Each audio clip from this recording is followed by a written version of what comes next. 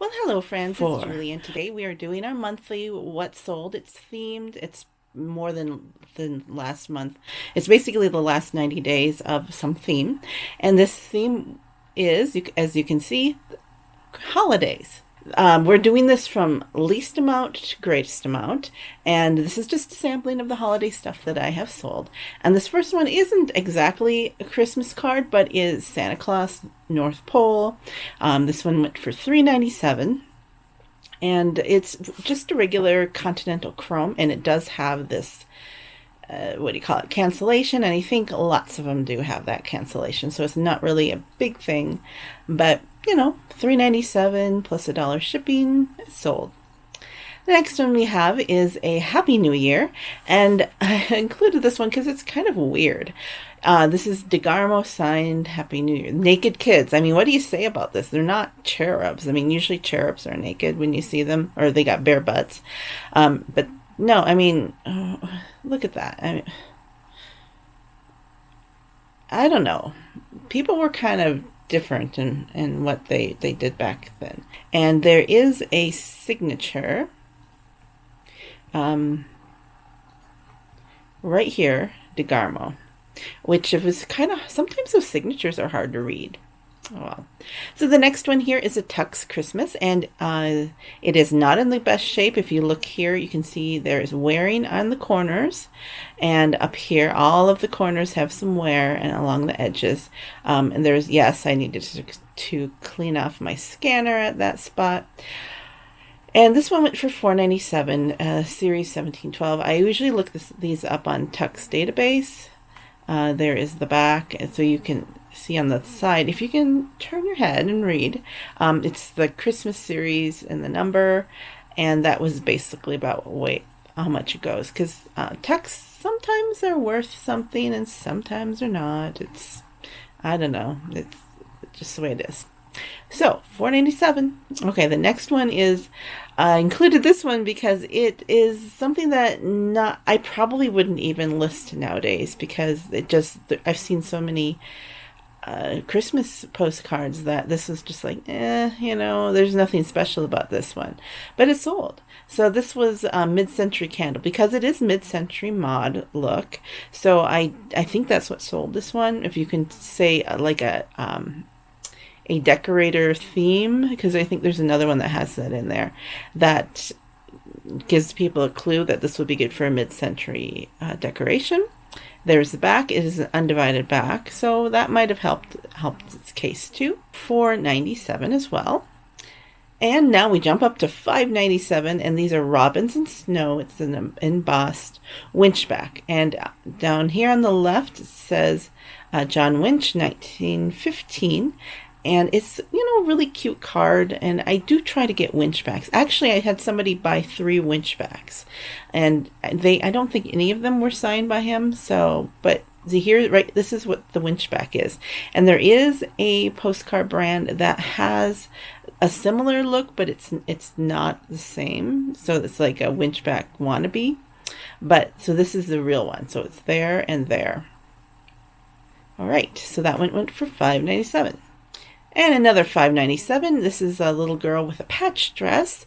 Because after a while, it's like, how do you differentiate this one from the other ones? And this is an Ellen Clap saddle. It is not a rare one. You can, on the right here, if my head's not in the way, you can see the copyrighted original. And on the lower right, where my head is, let me just see here if I can do something. Hey, look at that. I am moving my head. Woo, over here. Okay.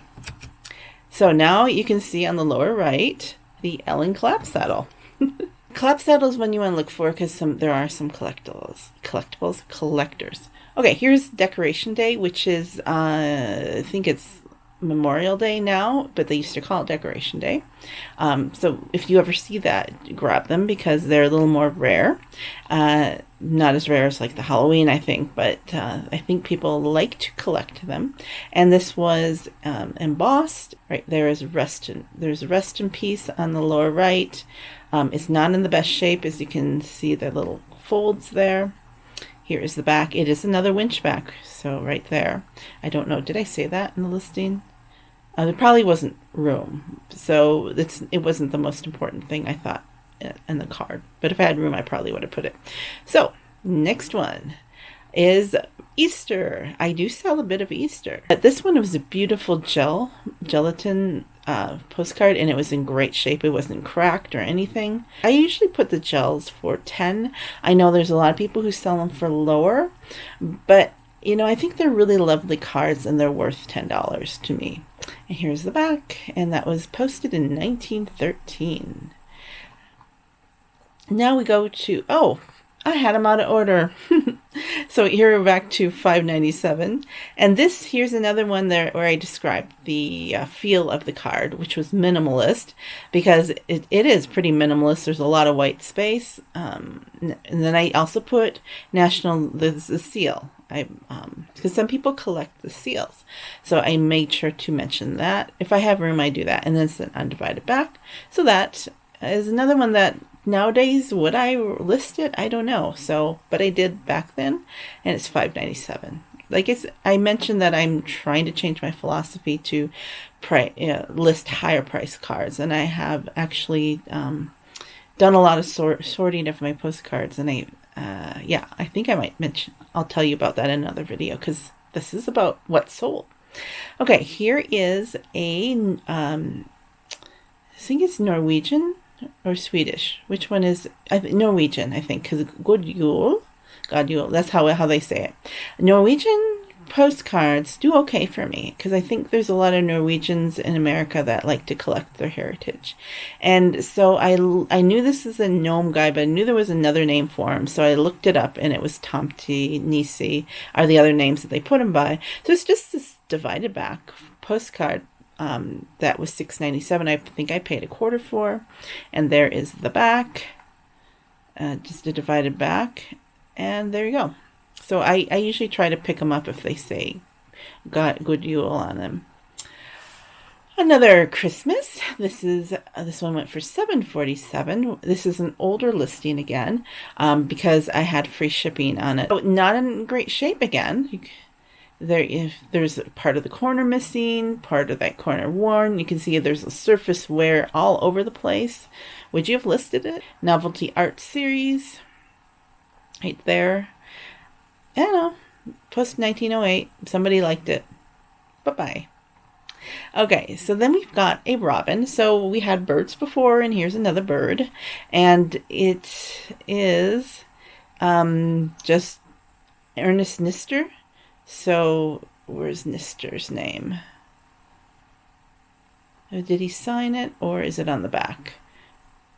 Let's see here.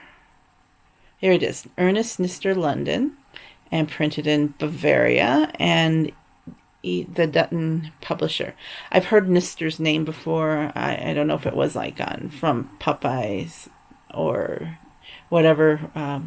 Just exposure to different postcard things that people are selling. So that was posted in 1915.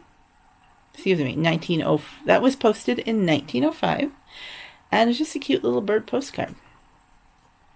And now we have $8.97. Like I mentioned, the gels, I like to price them around $10. This one, I think I took an offer for it, like $1 off. And it just another beautiful example of a gel postcard, and that is survived all these years. And there's just an inset of church pinecone swag. You know, just how do you describe these? What are the important parts that people might be looking for? I don't know if anybody looked for pinecone swag, but there it is. And that sold for $8.97 plus $1 shipping. I really like this one. Christmas morning. People do like Christmas morning to look at the gifts and stuff. Tree, toys, commercial. And then here, I think this is on the back, the 1913 commercial station. And if you can see along the edges, this is not in a perfect condition either. It actually was quite worn, but I like the subject of the postcard, so I decided to list it. And there is the whole image, and there is the undivided back. what was it? Oh, here it is. The postmark was that commercial station. And okay, so if you see an interesting postmark, then note it in your title or description, because there are people who collect postmarks.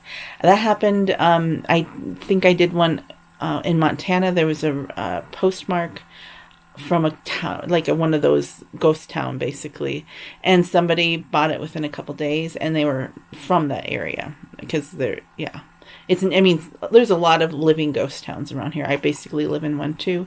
So there are still post offices in them, but hardly anybody there.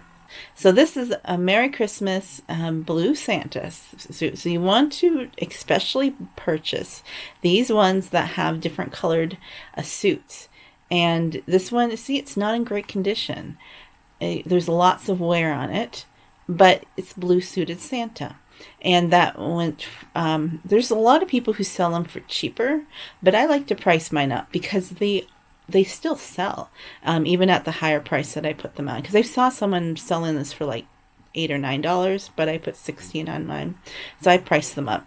And here's the back, and it was 1908 posted. And there you have it. So look for those Santas all year round. Actually, holiday sells all year round.